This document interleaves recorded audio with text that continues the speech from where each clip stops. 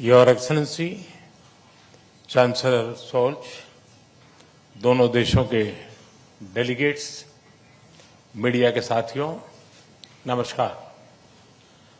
गुटेन टाग।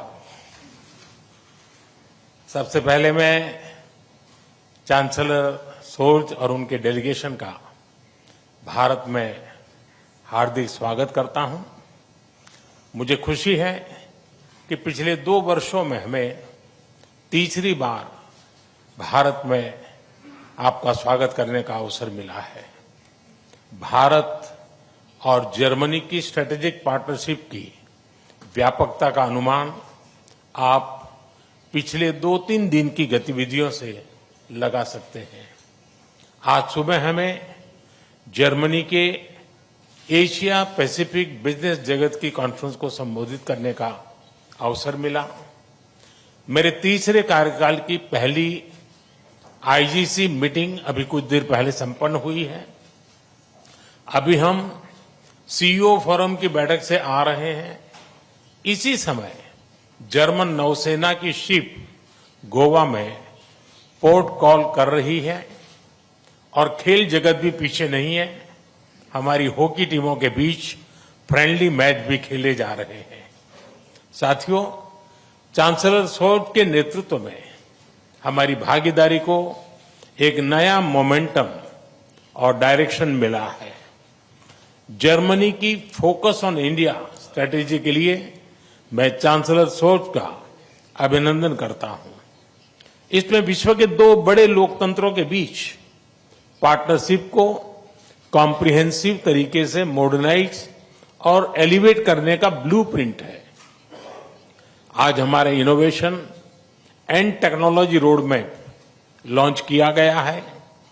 Critical and emerging technologies, skill development और innovation में whole of government approach पर भी सहमति बनी है। इससे आर्टिफिशियल इंटेलिजेंस, सेमीकंडक्टर और क्लीन एनर्जी जैसे क्षेत्रों में सहयोग को बल मिलेगा और सिक्योर, ट्रस्टेड और रेजिलिएंट ग्लोबल सप्लाई और वैल्यू चेन्स का निर्माण करने में भी मदद मिलेगी। साथियों, रक्षा और सुरक्षा क्षेत्रों में बढ़ता सहयोग हमारे गहरे आपसी विश्वास का प्रतीक है। क्लासिफाइड इंफॉर्मेशन के एक्सचेंज पर बनी सहमति इस दिशा में एक नया कदम है। आज संपन्न की गई म्यूचुअल लीगल असिस्टेंस ट्रीटी से आतंकवाद और अलगाववादी तत्वों से निपटने में हमारे साझा प्रयास सशक्त होंगे।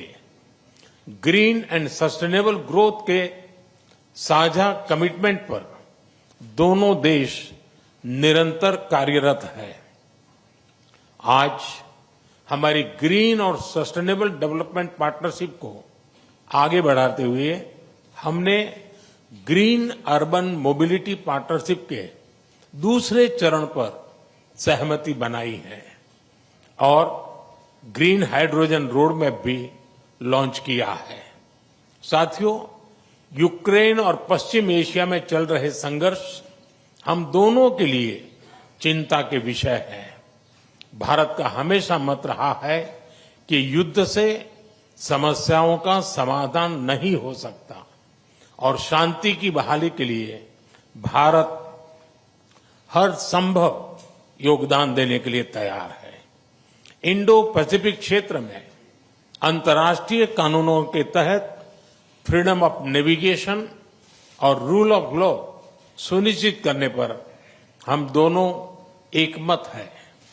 हम इस बात पर भी सहमत हैं कि 20वीं सदी में बनाए गए ग्लोबल फोरम 21वीं सदी की चुनौतियों से निपटने में सक्षम नहीं है। यूएन सिक्योरिटी काउंसिल सहित अन्य मल्टीलेटरल इंस्टीट्यूशंस में रिफॉर्म्स की आवश्यकता है। भारत और जर्मनी इस दिशा में सक्रिय रूप से सहयोग करते रहेंगे। साथियों, पीपल टू पीपल कनेक्ट हमारे संबंधों का अहम स्तंभ है। आज हमने स्किलिंग और वोकेशनल एजुकेशन में मिलकर काम करने का निर्णय लिया है।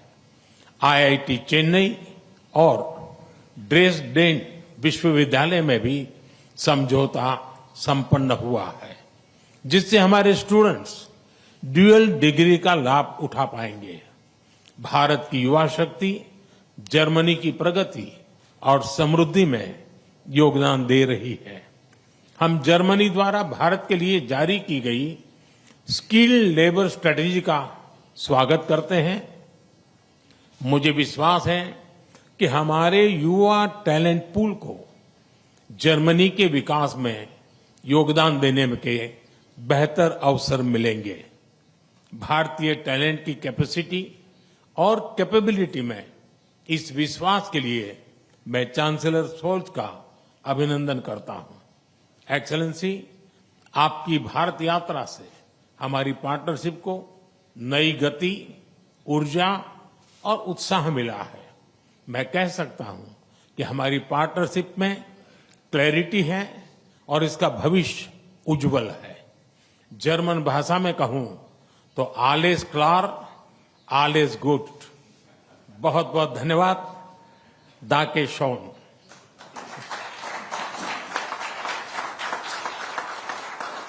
Thank you, sir. May I now request His Excellency, Mr. Olaf Scholz, Chancellor of the Federal Republic of Germany, to give his remarks to the media.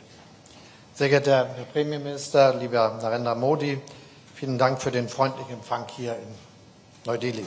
Es ist längst zu einer guten Tradition geworden, dass wir beide uns mindestens einmal im Jahr treffen. We have a bilateral meeting at least once every year. I visited India roughly 12 months ago on the occasion of the summit of the successful G20 presidency of your country, and I have very fond memories of that event. The same is true for my visit in India in March 2023.